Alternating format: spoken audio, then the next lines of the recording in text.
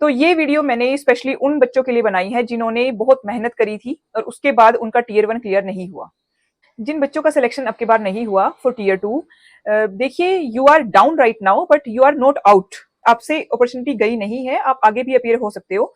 और इसमें एसएससी में एक एज क्राइटेरिया को छोड़ के नंबर ऑफ अटेम्प्ट्स जैसा कुछ भी नहीं है। सबसे पहले तो उन कैंडिडेट्स को बधाई जिन्होंने टीयर 1 को क्वालिफाई कर लिया।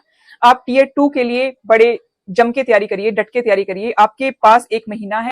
हेलो एवरीवन, जैसे कि आप सबको पता ही है कि एसएससी ने कल 2023 के टीयर 1 का रिजल्ट दे दिया है और एसएससी ने 4 लिस्ट जारी करी है।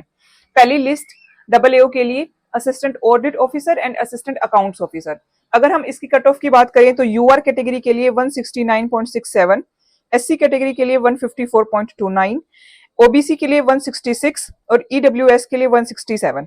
और अगर हम ओबीसी और यूआर की बीच की बात करें कि इनकी कट ऑफ में कितना डिफरेंस है, तो इनमें सिर्फ 3 नंबर का डिफरेंस है। जहां ओबीसी 166.28 गई है, वहां पे यूआर 169.67 गई है। दूसरी लिस्ट है जूनियर स्टैटिस्टिकल ऑफिसर के लिए और उसमें जो कट ऑफ गई है वो यूआर कैटेगरी के लिए 168.53 और ओबीसी के लिए 165.86।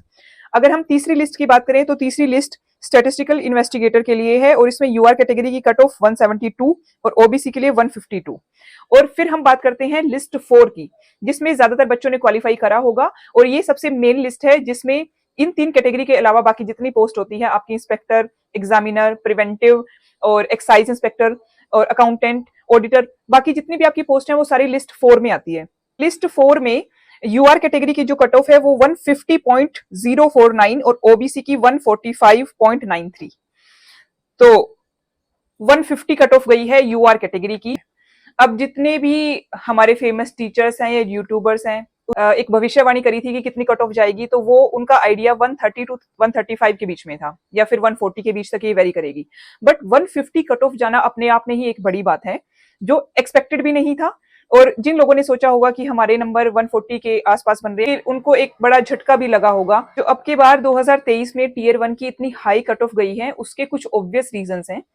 एक तो सबसे बड़ा रीजन ये है कि 2022 में आपकी बम्पर वैकेंसी आई थी, 38,000 प्लस आपकी सिलेक्शन हुई थी और अब के बार जो है आपकी 8500 वैकेंसी है।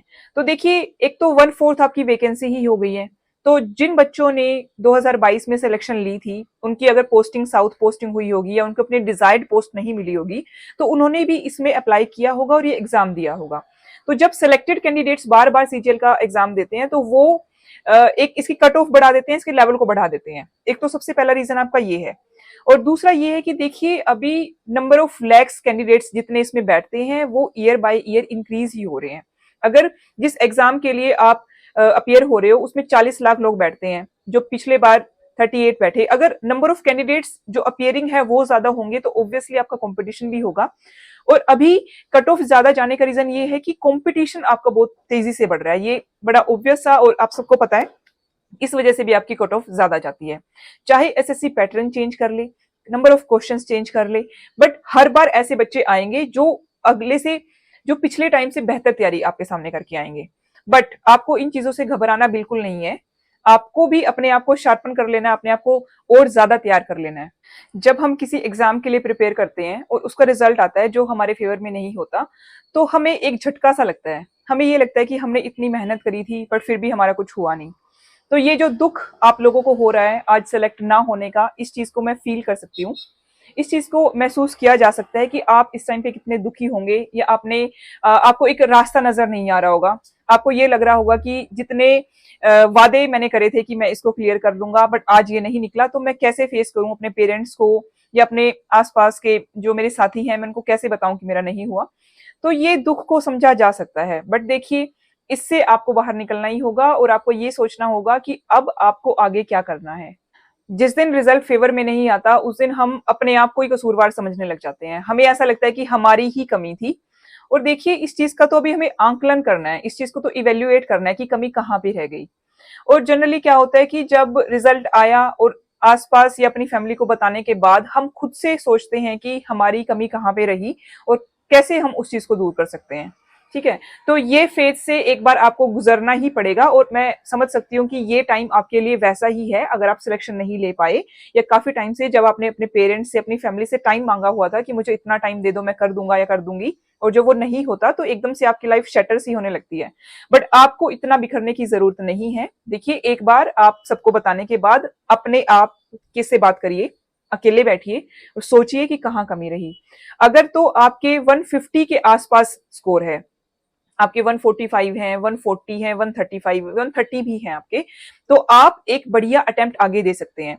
देखिए, कई बार क्या होता है कि हम बहुत अच्छी तैयारी भी करते हैं, बढ़िया तैयारी हम करते हैं, बट उसके बाद भी हमारा दिन नहीं होता। वो जिस दिन हम एग्जाम देते हैं उस दिन हमसे कुछ ना कुछ ऐसा हो जाता है कि वो हमारे फेवर में नहीं रहता, या फिर उस टाइम पे हमारी तबीयत खराब हो जाती है। एग्जाम से जस्ट पहले हम इतने नर्वस हो जाते हैं कि जितना हमें आता है हम उतना भी नहीं कर पाते।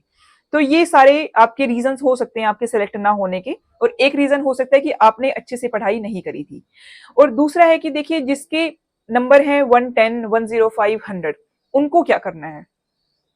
जिनके 120 अबव हैं वो तो अच्छे से अपनी तैयारी करिए, 2024 के लिए अपने आप को प्रिपेयर करिए, अच्छे से तैयारी करिए, जम के करिए, आपका पूरा पूरा चांस है कि आप 24 में निकाल लेंगे।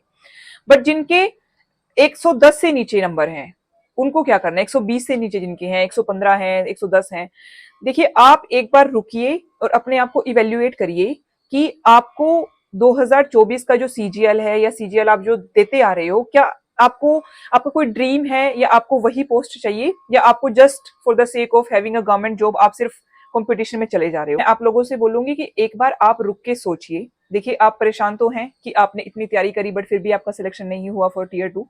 तो आपको ना एक बार रुक के सोचने की जरूरत है कि कमी कहाँ पे रह गई। क्या मेरी रिवीजन में कमी थी, या फिर मेरे हालात इस टाइम ऐसे थे कि मैं अब के बार अच्छे से नहीं दे पाया और नेक्स्ट टाइम मैं उसको अच्छे से दे सकता हूँ।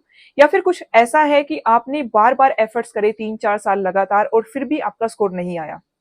जिनको ऐसा लगता है कि अब के बार कुछ एक्सेप्शनल केसेस थे, कुछ ऐसे सर्कमस्टेंसेस थे कि जिसकी वजह से मैं एग्जाम नहीं दे पाया, और जिनको लगता है कि मेरी पोटेंशियल इतनी है कि मैं इसको क्रैक कर सकता हूँ, मुझे सीजीएल में ही जॉब चाहिए, तो वो बच्चे इसके लिए एफर्ट्स कर सकते हैं। बेशक से आपके 90 मार्क्स आपके बार आए हो, बट अगर आपकी विल पावर है तो आप इसको नेक्स्ट टाइम कर लोगे। ठीक है, अगर आप जिद पे ही इस चीज में हैं तो आप इस चीज को कर लोगे, बशर्ते कि आपने एक अच्छी स्ट्रेटेजी को फॉलो करा है और अच्छे तरीके से अपने सिलेबस को पढ़ के उसको बार बार रिवाइज करा है। जिन बच्चों के 3-4 साल इस पेपर को देने के बाद भी सिलेक्शन नहीं हो रहा और स्कोर काफी कम है, तो मैं आप लोगों से बोलूंगी कि प्लीज आप एक प्लान बी रखिए अपनी लाइफ में। ये कहना और ये सुनना बड़ा मुश्किल है कि मैं सीजीएल को छोड़ दूं और किसी और चीज की तरफ जाऊं, बट आपको एक इमोशंस से ड्रिवन नहीं होना है। आपको ये देखना है कि आप प्लान बी, प्लान सी में भी जा सकते हैं। अगर आपने बीटेक एमबीए की कोई डिग्री आपके पास है तो आप कॉर्पोरेट सेक्टर में, आपने बीएससी करी है, बीए करी है, या फिर बीकॉम एमकॉम आप हैं तो आप टीचिंग लाइन में भी आप, मतलब मेरा बोलने का मतलब है कि आप एक ही चीज के पीछे ना पड़िए। आप 2-4 साल में इसको देख चुके हो कि ये बार बार एफर्ट्स करने से भी मेरे से नहीं हो रहा, तो आप एक इवेल्युएशन अपनी करिए और आप जो दूसरे आपके ऑल्टरनेटिव्स हैं एक बार उनकी तरफ भी देखिए। देखिए, प्लान बी का आइडिया आपको थोड़ा डिस्ट्रैक्ट तो कर सकता है, बट ये आपकी लाइफ में जरूरी है। और आपकी लाइफ जरूरी नहीं है कि आप सक्सेसफुल सिर्फ तभी होंगे अगर आप एसएससी सीजीएल को क्रैक करेंगे।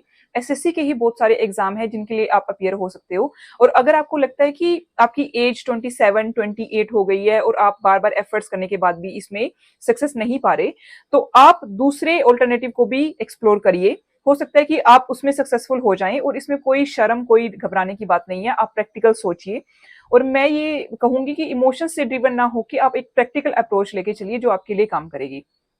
तो लास्ट में मैं इस वीडियो के यही कहना चाहूंगी कि जिनको लगता है कि उनको सिर्फ एसएससी सीजीएल ही चाहिए एट एनी कॉस्ट, तो वो इसके लिए जम के तैयारी करे, अपना सब कुछ ताक पे रख के और डट के तैयारी करे, अपना सब कुछ 100%, 200% इसमें दे दें।